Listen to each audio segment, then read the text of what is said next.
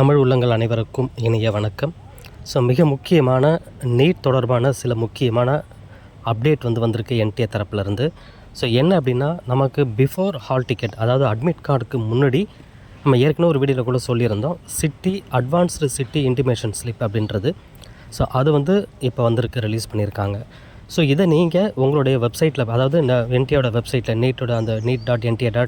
அந்த வெப்சைட்டுக்குள்ளே போயிட்டு, வெப்சைட்டை நான் இந்த ஸ்க்ரீனில் கொடுக்குறேன்.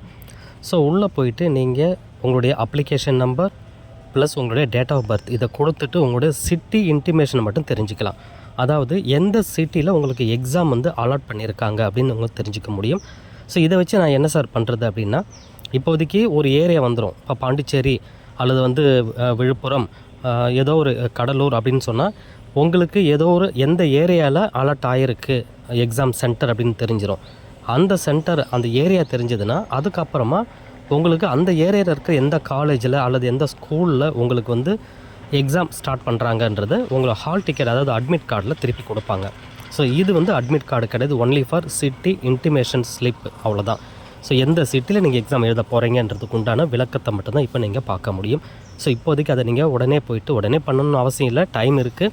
போயிட்டு வெப்சைட்டை ஓப்பன் பண்ணுங்கள், உங்களுடைய அப்ளிகேஷன் நம்பர், டேட் ஆஃப் பர்த்தை போட்டு அதை செக் பண்ணி எந்த இடத்துல எந்த ஏரியாவில் நீங்கள் வந்திருக்கீங்க அப்படின்னு சொல்லி செக் பண்ணி பார்த்துக்கோங்க. இப்போதைக்கு இது ஒன்று தான் இன்ஃபர்மேஷன். நமக்கு பிஃபோர் 5 days, அதாவது எக்ஸாமுக்கு பிஃபோர் 5 days அல்லது பிஃபோர் 1 weekக்குள்ளே உங்களுக்கு அட்மிட் கார்டு ரிலீஸ் பண்ணிவிடுவாங்க. அதுக்கப்புறம் அட்மிட் கார்டில் எந்த சென்டரில் உங்களுக்கு எக்ஸாம்ன்றது எக்ஸாக்டாக உங்களுக்கு தெரியும். சரிங்களா? இது ஏன் நமக்கு முன்கூட்டி தராங்கன்றதுக்கும் ஒரு விஷயம் இருக்குது.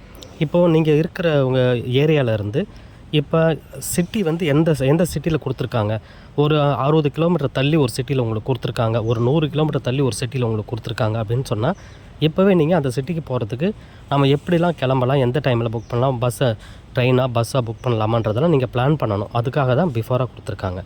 இதெல்லாம் நீங்கள் செக் பண்ணி பார்த்துக்கிட்டு ப்ராசஸை பாருங்கள். தேங்க்யூ.